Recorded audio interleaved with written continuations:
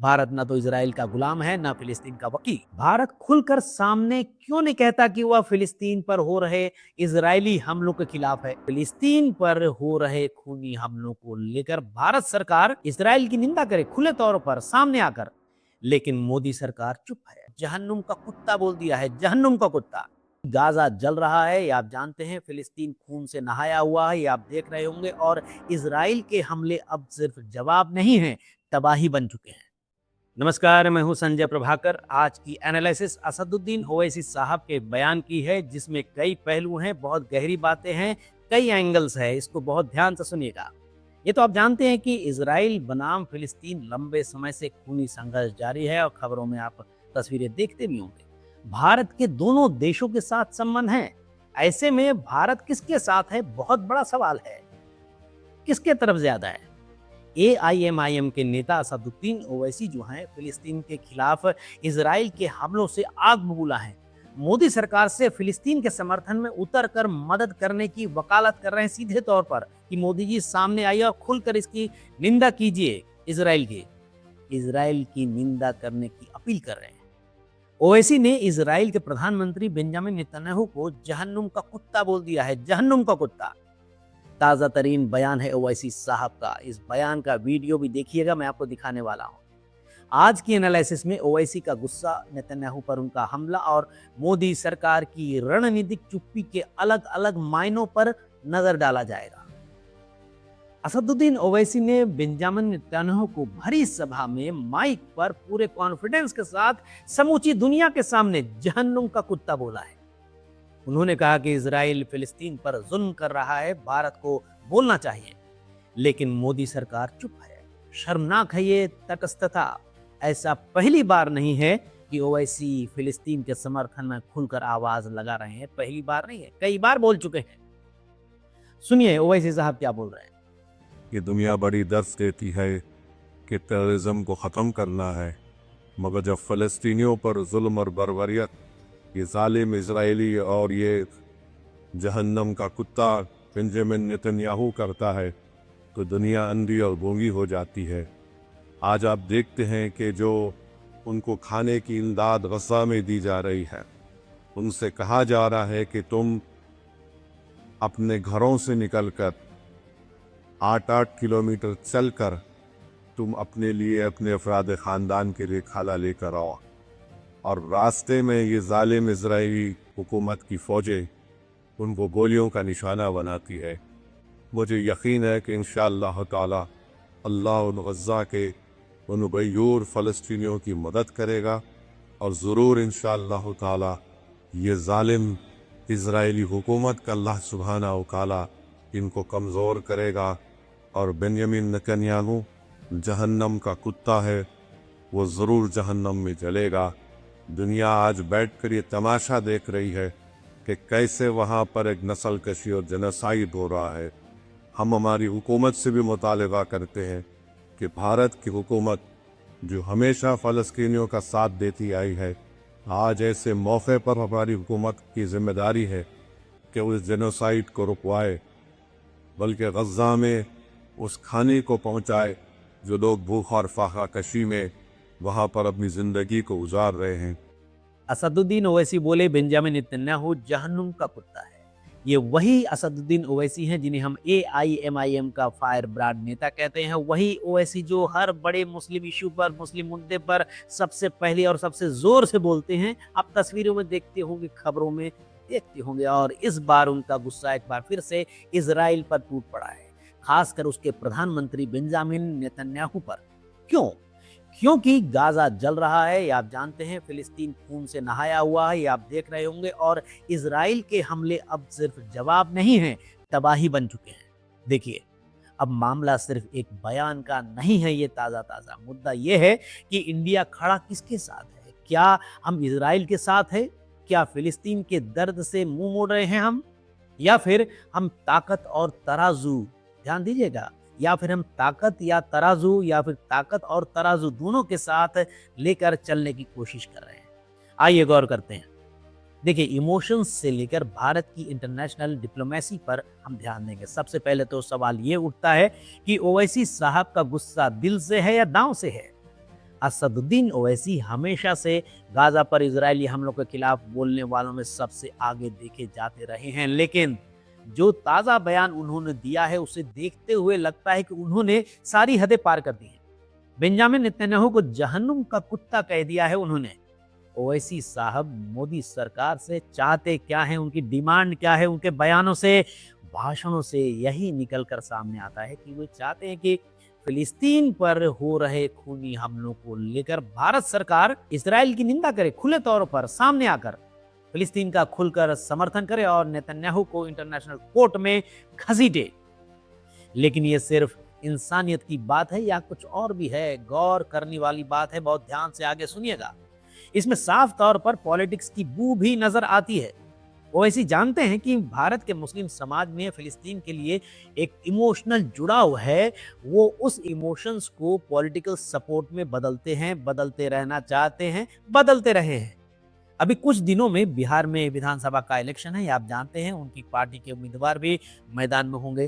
कुछ लोग ये भी कहते हुए सुने गए हैं कि उनके लिए ये मुद्दा कुरान की तालीम जितना ही लोकसभा सीट के साथ चुनावों में, दूसरे चुनावों में अपनी मजबूती दिखाने का भी सवाल पैदा करता है।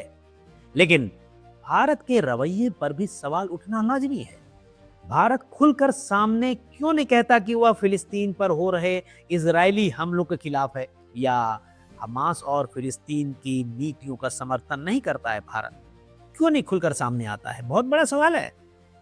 भारत का स्टैंड जो है तटस्थ नजर आता है, ये सभी जानते हैं, देख रहे हैं। क्या ये सिर्फ चुप्पी है? गौर करने वाली बात है। अब बात करते हैं असली मुद्दे की। भारत तटस्थ क्यों है? क्या ये कायरता है, क्या ये डर है, या फिर कोई शातिर चाल? सीधा जवाब है, देखिए, ये शतरंजी विदेश नीति है। भारत जानता है कि अगर वो खुलकर इजराइल के खिलाफ जाएगा तो हथियारों और टेक्नोलॉजी के मामले में बहुत बड़ा नुकसान हो सकता है भारत। और अगर वो हमास या फिलिस्तीन का नाम लेकर सपोर्ट करेगा तो अरब देशों में भारतीय मजदूरों की सुरक्षा, ऑयल डिप्लोमेसी और पश्चिम एशिया के रिश्ते खतरे में पड़ सकते हैं।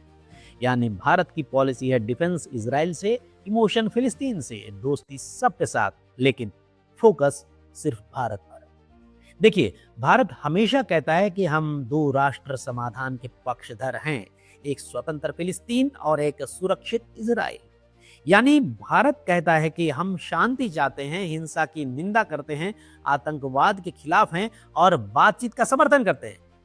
लेकिन भारत है किसके साथ? सवाल फिर से यही आता है सामने, यक्ष प्रश्न है। ये लाइन भारत कभी साफ नहीं बोलता। आखिर क्यों? क्योंकि भारत जानता है ये मामला सिर्फ इंसानियत का नहीं है, जियोपॉलिटिक्स, ऑयल, हथियार, टेक्नोलॉजी और वोट बैंक का भी है। देखिए, आपको याद होगा, आज से करीब 2 साल पहले 2023 में हमास का इजराइल पर हमला शायद ही कोई भूला होगा। हमास ने सैकड़ों रॉकेट इजराइल पर दागे थे। हथियारबंद हमलावरों ने जान माल का भारी नुकसान किया था। तस्वीरें पूरी दुनिया के सामने थी, पूरी दुनिया जो है कांप उठी थी। जिसके बाद इजराइल की आंखों में खून नजर आया। इजराइल ने रौद्र रूप दिखाना शुरू किया और शुरू किया ऑपरेशन आयरन स्वॉर्ड। क्या हॉस्पिटल्स, क्या स्कूल, यूएन बिल्डिंग, बच्चों के खेलने की जगह बेतहाशा बमबारी करनी शुरू कर दी। देखिए, रिपोर्ट्स बताती हैं कि इजरायली हमले में 15,000 से ज्यादा मौतें अभी तक हो चुकी हैं, जिनमें 60% से ज्यादा महिलाएं और बच्चे शामिल हैं। 2 लाख से ज्यादा लोग बेघर हो चुके हैं। इस पर भारत का रुख अभी तक यही रहा है कि हम सभी पक्षों से संयम बरतने की अपील करते हैं। यानी ना इजराइल की आलोचना, ना हमास का समर्थन, ना फिलिस्तीन की खुलकर वकालत, बस रणनीतिक तटस्थता। भारत के इजराइल और फिलिस्तीन दोनों से संबंध काफी पुराने हैं, लंबे समय से हैं, आप जानते होंगे, और ये संबंध अभी भी कायम है। इजराइल और भारत की बात करें तो सवाल उठेगा कि ये दोस्ती है या डिप्लोमेसी।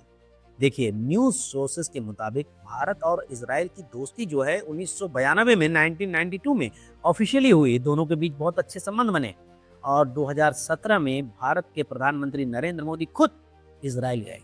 भारत के इतिहास में पहली बार भारत का कोई प्रधानमंत्री इजराइल गया। उसके बाद इजराइल से हथियार, डिफेंस टेक्नोलॉजी, साइबर सिक्योरिटी की बात करें, ड्रिप इरिगेशन, एग्रो टेक्नोलॉजी पर आपसी सहयोग बढ़ा और सबसे ज़्यादा गौर करने वाली बात तो ये भी है कि भारत की डिफेंस इकोनॉमी में इजराइल टॉप 3 सप्लायर्स में से एक है। बहुत बड़ी बात है। यानी इजराइल के साथ रिलेशन जो है इमोशन से नहीं, ज़रूरतों से चलता है भारत का। अब आइए बात करते हैं भारत और फिलिस्तीन के रिलेशन की, संबंध की। इजरायली हमलों में फिलिस्तीन में मारे जा रहे लोगों को लेकर भारत का रुख क्या है? हम यही सोच रहे होंगे, क्या भारत ने फिलिस्तीन का साथ छोड़ दिया है? खबरें बताती हैं कि नहीं, साथ नहीं छोड़ा है, साथ है अभी भी। भारत ने फिलिस्तीन को लाखों डॉलर की मेडिकल हेल्प भेजी है। पूर्व प्रधानमंत्री अटल बिहारी वाजपेयी से लेकर आज के प्रधानमंत्री नरेंद्र मोदी तक ने ईस्ट जेरूसलेम को फिलिस्तीन की राजधानी माना। 2022 में भारत ने यूएन में, यूनाइटेड नेशंस में उस प्रस्ताव को सपोर्ट किया जिसमें इजराइल के कब्जे की आलोचना की गई थी। सपोर्ट किया था इस आलोचना को। भारत ने बार बार कहा है कि ईस्ट जेरूसलेम जो है वो हम फिलिस्तीन की राजधानी मानते हैं। यानी यहां भी लाइन वही है, हम इंसानियत के साथ हैं, लेकिन हमारी विदेश नीति केवल इमोशनल नहीं, नेशनल इंटरेस्ट से ही चलेगी। ऐसे में देखा जाए तो भारत बैलेंस करके चल रहा है। डिफेंस इजराइल से, इमोशन फिलिस्तीन से। यूनाइटेड नेशंस में भारत की पॉलिसी देखिए, बहुत ध्यान से सुनिएगा। कभी इजराइल के खिलाफ वोट करता है भारत, कभी फिलिस्तीन के लिए आवाज उठाता है भारत, लेकिन किसी का नाम नहीं लेता। क्यों? क्योंकि भारत ये जानता है, मानता है हमारा धर्म इंसानियत है, पर विदेश नीति सिर्फ इंटरेस्ट से चलती है, नेशनल इंटरेस्ट।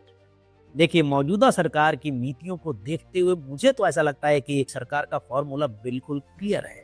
भारत को जो फायदा देगा हम उसके साथ खड़े रहेंगे, लेकिन अपनी आत्मा नहीं बेचेंगे, अपनी आत्मा नहीं बेचेंगे। यानी इजराइल से डिफेंस, टेक और इनोवेशन, अरब देशों से तेल और रेमिटेंस, फिलिस्तीन का नैतिक समर्थन, अमेरिका और रूस से, दोनों से दोस्ती, और इसका नाम है शतरंजी विदेश नीति। आप क्या सोचते हैं? आपकी राय क्या है? कमेंट बॉक्स में जरूर लिखिएगा। लेकिन देखिए, सवाल अब भी यही बना हुआ है, आपके मन में भी होगा, मेरे मन में भी है, और करोड़ों लोगों के मन में होगा कि भारत किसके साथ है। जवाब है देश हित की डिप्लोमेसी। जवाब देश हित की डिप्लोमेसी, अपने भारत के देश हित। भारत इजराइल से दोस्ती निभा रहा है, फिलिस्तीन से हमदर्दी नहीं छोड़ रहा है, पर खुद को किसी भी एक खांचे में, एक सांचे में बंद नहीं कर रहा है। अब सवाल आता है कि ओवैसी के बयान का, क्या उनका गुस्सा सच्चा है, या बिहार विधानसभा चुनाव, महाराष्ट्र में आने वाले दिन में होने जा रहे स्थानीय निकायों के चुनाव है लक्ष्य? क्या उन्होंने इसी के मद्देनजर मुस्लिम वोट और इंटरनेशनल लाइमलाइट सब कुछ जोड़कर एक साथ राजनीतिक तीर चला दिया है? देखिए, कोई भी नेता ऐसे बयान बिना मकसद के तो नहीं देता, सोच लीजिए।